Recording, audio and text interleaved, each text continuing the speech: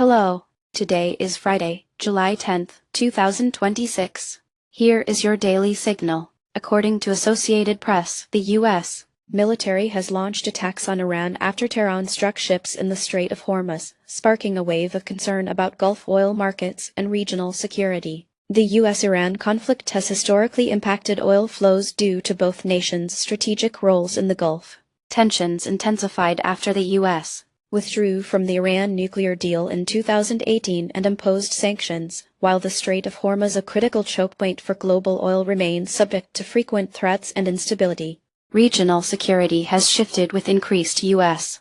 military presence and rising Iranian naval activity. U.S.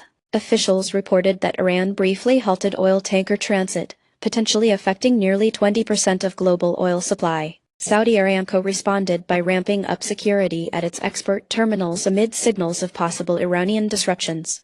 Near-term, market watchers expect oil prices to spike, driven by uncertainty and transit disruptions. Over the medium term, the region may see more U.S. and allied military deployments and Gulf states diversifying export routes. The future could bring cyber attacks on oil infrastructure and heightened regional instability as stakeholders including the U.S. Department of State, Saudi Aramco, OPEC, and decision-makers like Antony Blinken and Hossein Amir-Abdollahian adapt to new risks. Next, we look at the evolving nature of warfare, where NATO and Ukraine are accelerating technological transformation through drones and remote strike capabilities. As Business Insider reports, NATO militaries are ramping up drone operator training fivefold and committing over $40 billion to counter drone investments by 2027. These advancements are reshaping modern conflict, with AI-driven drones and remote strike systems at the forefront. NATO's intensified focus follows a surge in unmanned aerial vehicles since 2022, while Ukraine has quickly advanced long-range strike tech, using domestically built drones against Russian targets as seen in the strike reaching Siberia. Ukraine's defense companies and international suppliers, such as Baykar from Turkey, play pivotal roles, along with institutions like DARPA and Rheinmetall AG from Germany. On July 9, 2026, NATO announced major investments to secure European skies from unmanned aircraft, and Ukraine successfully deployed a new drone system targeting Crimea, both moves reported by Defense News and Kyiv Post. A joint NATO tech task force will accelerate R&D in remote sensing and counter-drone operations. Near-term, analysts expect these capabilities to reduce vulnerability to drone attacks and bolster deterrence across Eastern Europe. Ukraine's new remote strike systems could shift battle dynamics and escalate Russia's air defense spending. Over a longer horizon, expanded global partnerships, electronic warfare escalation, and rapid adoption of autonomous platforms may outpace regulatory frameworks, raising the likelihood of unintended military escalation and impacts on civilians.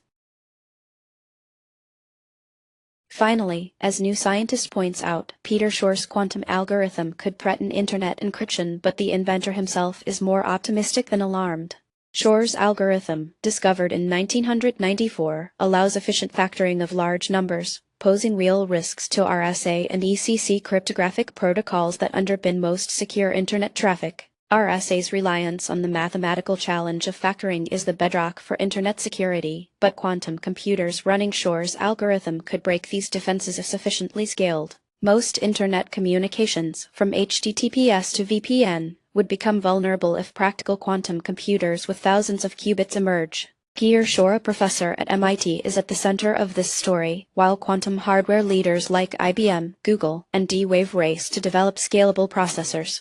The National Institute of Standards and Technology NIST is driving the transition to quantum-safe algorithms and setting global standards, as government agencies including NSA and CISA prepare for new threats. IBM's July 9 demonstration of a 1,200-qubit processor raised awareness about cryptographic implications, and NIST published updated guidance for migration to quantum-resistant infrastructure. Google Quantum AI recently achieved milestones in error correction, vital for the next phase of secure communications.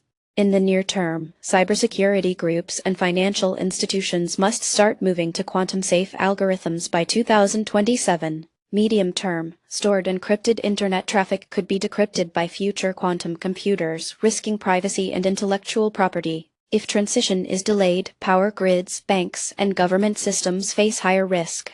The emergence of quantum cryptanalysis tools is expected to accelerate the obsolescence of legacy protocols, making global internet infrastructure more vulnerable until post-quantum measures are widely adopted.